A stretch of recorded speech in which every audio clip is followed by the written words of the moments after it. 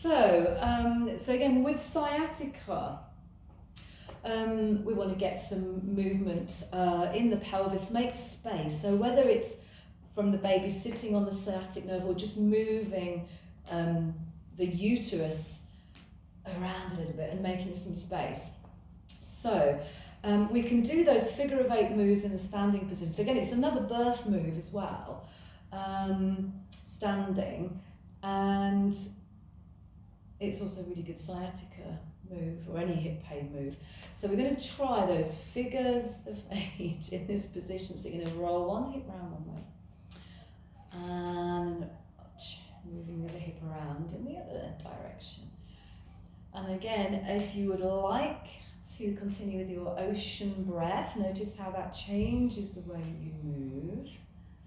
So bend the knees a little bit more there, Kate, that's it. So that so this one has to be a really bent knee move. If we keep the legs straight, it's quite hard to move the pelvis around. So the knees, you kind of really have to sink down.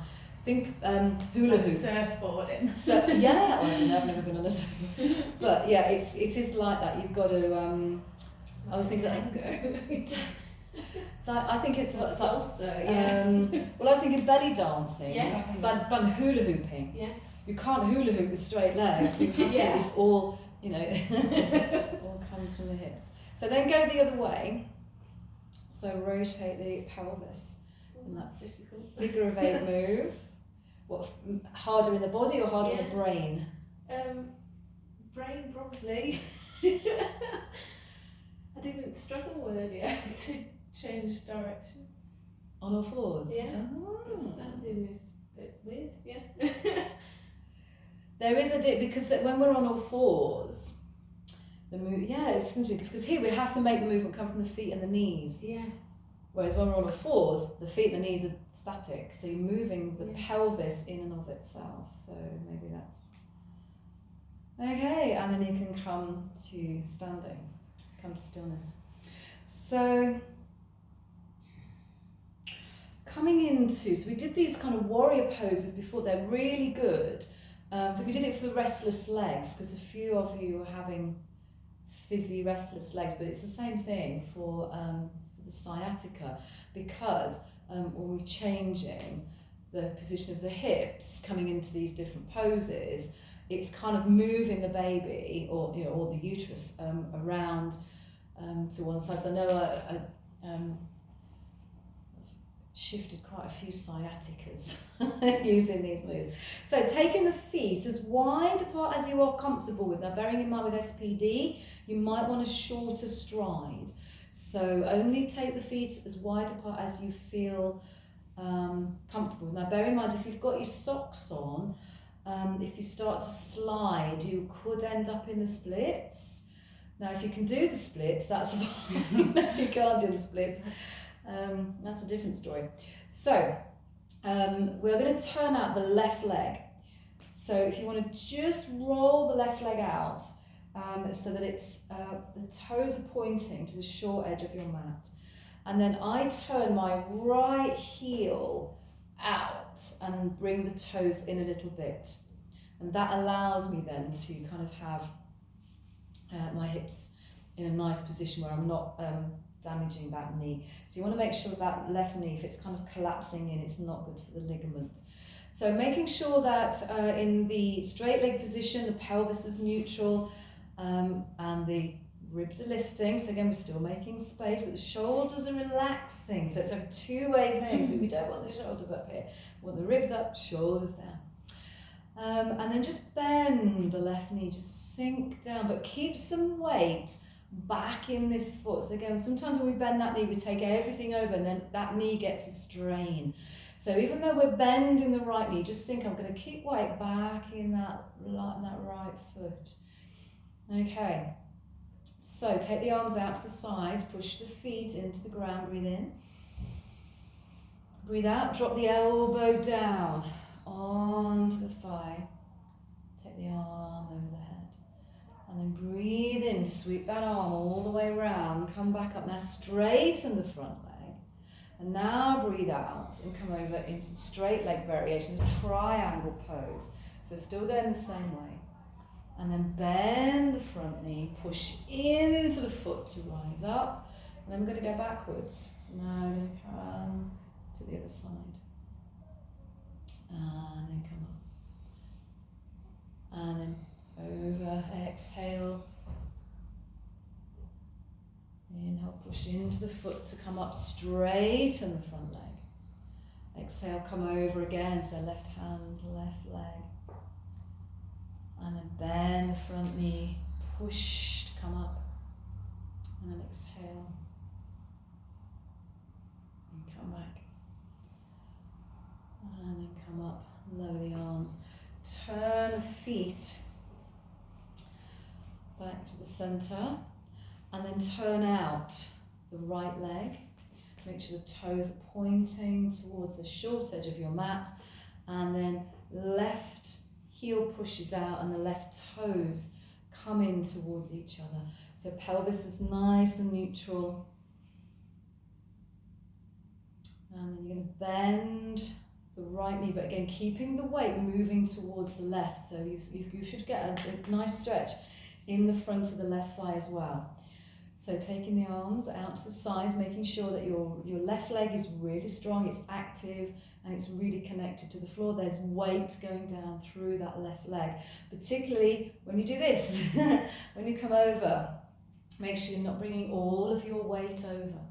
You're keeping weight in the left leg, and then lower the arm, push up, straighten the leg, and then come over again into triangle pose.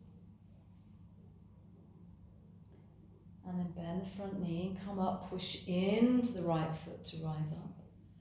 And then left hand back onto left shoulder. And then come up. And then over again. So Ujjayi breathing gives you a lot of nice control. Breathing out, triangle pose. Breathe in, bend the knee, push up. Breathe out, reverse warrior. One last time, breathe in, come up. Breathe out, elbow goes down. Breathe in, push up. Straighten the leg. Breathe out, come over into triangle pose. Bend the knee, push up as you breathe in. And exhale, reverse warrior pose. Breathe in, come up. And then release. And just bring the feet in a little bit closer. And then we're going to come down into a forward bend. So again, forward bend, stretch out, sciatic nerve. So have your feet probably a little bit wider in shoulder height. And again, take it slowly, because with sciatica, as I mentioned before, it'll either stretch it out or it'll set it off. So I would soften the knees to begin with and just very cautiously slide your hands down the legs. And then at some point your hamstrings are going to kick in anyway. But by doing it slowly, and you might even want to kind of have a little rest halfway down, and then maybe go a little bit further, maybe have a little bit more of a rest. So just taking your time to make this journey all the way down.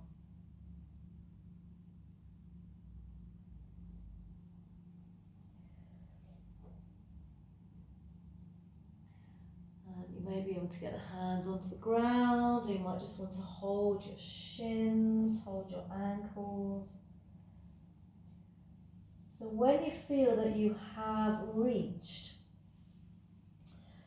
your deepest forward bend, you can also do some very tiny micro moves and just lift the right sitting bone and then just lift the left sitting bone. So again, this really gets into the back of the legs, the hamstrings and the sciatic nerve. So just lift the right sitting bone, lift the left sitting bone. It's a very small movement, you can't really see it happening.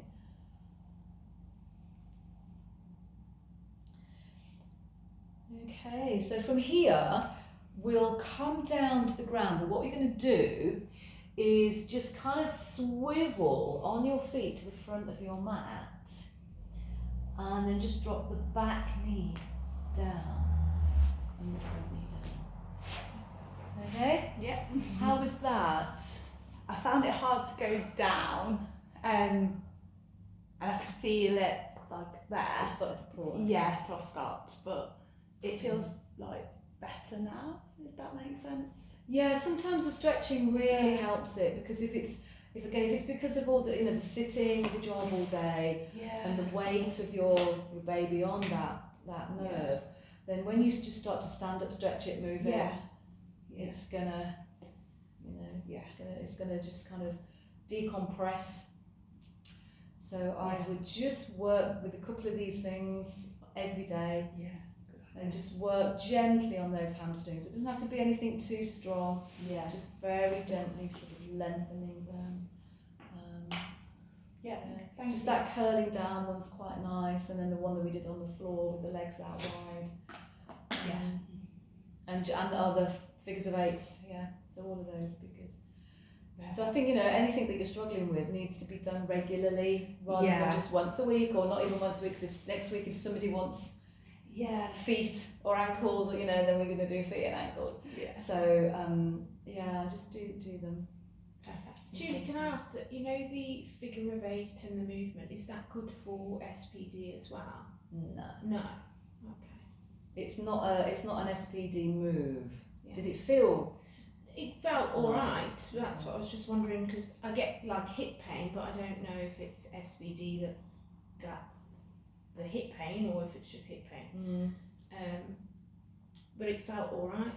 Okay, if it feels So- alright, I mean, I wouldn't overdo it. Yes, just try it. Because obviously your main objective is to tighten the pelvic. Okay, not to loosen it. Not to. Yeah. Well, this is the thing. You don't want to tighten it and tighten it and tighten it without doing the loosening as well. So you have to do both. That's true. Because at the end, the pelvis has to soften. Yeah. And it has to loosen, because you've got a growing baby inside, and that baby's going to come ideally through the pelvis. Yeah. So there does need to be this softening and this opening gradually taking place. But what we need to do is kind of have an integrally strong structure within it Mm-hmm. to stop that symphysis pubis Yeah. dysfunction getting any worse. So you've got it's a fine line with SPD, but I don't think with SPD negating doing any kind of hip movement is a good idea. And some people would, if it was really serious SPD. I mean, when it's really serious, women are they have walking sticks and they have wheelchairs. Yes. That is in its most extreme form, and obviously then no pelvic movements. But you're it's nowhere only near really there. here that hurts the most. So it's sacral, it's not symphysis pubis. I don't know. Yeah, Bit of it's probably a bit of everything. It's probably a Yeah. bit of everything. There's a lot going on in the Yeah. pelvis, and as I was saying, the whole pelvis opens. I think because my pelvis naturally tilts forward anyway, so it needs to come back, doesn't it? And I think everything is just moving that's different to what I'm used to, so it causes pain. Well, Yeah. yeah, and also uncomfortable. it's painful. growing, like it's opening. So you are where this pelvis is normally knitted together with these really strong ligaments. Those ligaments are starting to pull apart. And it's kind of like, it's almost like a shredding of our ligaments as they creak open. And so what you're experiencing is a bit of that. Probably. More than likely. Yeah. And it kind of comes and goes as well, because one of the things that happens in pregnancy is that your hormones, I kind of call them hormone dumps. It's not like you're having a regular No. amount of all the pregnancy hormones and a nice little steady drip all the way to the end of your pregnancy. And it's relaxing is the one that softens everything. And to a certain extent progesterone does, but it's relaxing is the main culprit for all of the softening and the loosening of everything. And we get dumps of that at certain points during the pregnancy. And so sometimes all the aching that you get comes and goes and comes and goes because it's related to how much, what's happening in the hormones. And also the other aches and pains go because the baby doesn't grow like this either.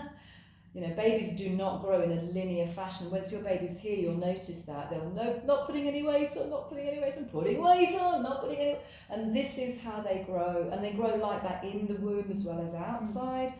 And so you'll kind of get used to the weight of your baby and how much space you've got in the body. And all of a sudden, you'll wake up one morning and be like, oh God, it's like you've eaten a massive You feel meal. really full. Yeah, because your baby's just suddenly grown. And then there'll be nothing for tightness. It's funny. Yeah, I've the belly gets tight. I feel like sometimes I can actually feel it growing. Like some weeks I'll be like, I'm sure the baby's growing lots. And it's really strange to say it, but you just feel like full all the time and you're more hungry and Yeah, it's that stretching of the belly as well, isn't it? That's what I had. Yeah. I thought, my belly's gonna split. The skin feels it's tight. like I've had and it just goes rock hard all of a sudden, and it's like I think he's having a growth spurt at that moment. Yeah, and that all then plays into the pelvis as well. Yeah. All of that is going to affect all of the pelvis. The one thing I always forget about it, my coccyx has been quite sore, and I don't know if that's common. Yeah. Have you broken it or bruised it at No. any point in your life? No. Okay. I can only imagine that my pelvis is moved or something, that I'm sitting Well, differently or No, it may be that you're sitting differently, but here's another thing about the pelvis. The coccyx is fixed normally. I really want to bring my pelvis. So ordinarily you've got your sacrum at the back, the big flat bone with the holes in, and then coming out of that, it's used to be our tail. We call it a tailbone. Yeah. So this is like when we were monkeys with a tail.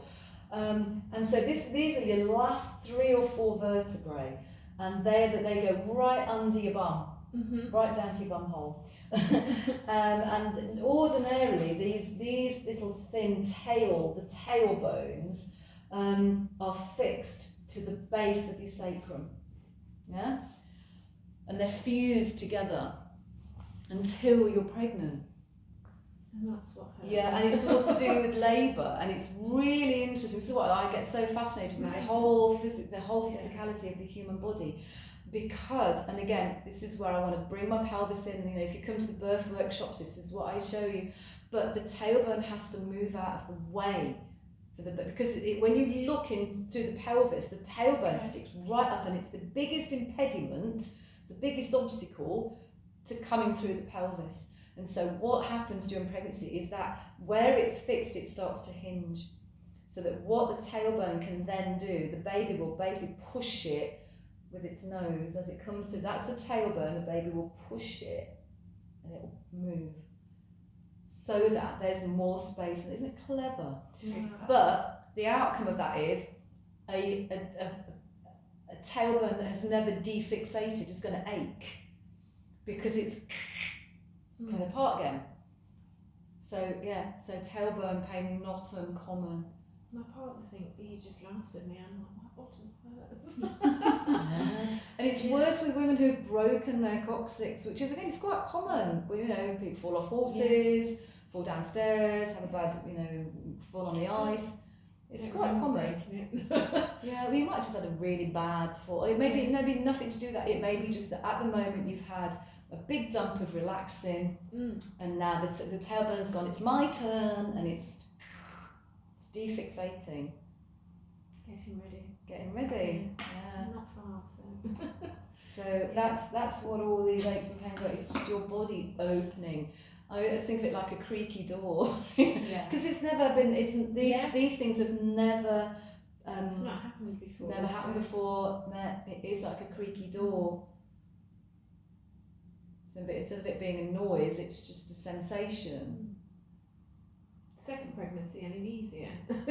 Yeah. Yeah, because your body knows what it's Yeah, doing. because everything's already been stretched. Although having said that, you might get something different because they're never the same. No.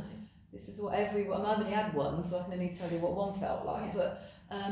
But but everybody that's had more than one will always say that they have a different range of things, or they might have the same thing, or they might have the same thing and some new ones. But the labour is definitely easier second time Okay, bear it in mind. around. One of the things that needs to happen after the first pregnancy is retightening everything back up, particularly if you then go on to have a second baby, because especially with SPD, if you don't tighten everything back up, that gets worse second pregnancy.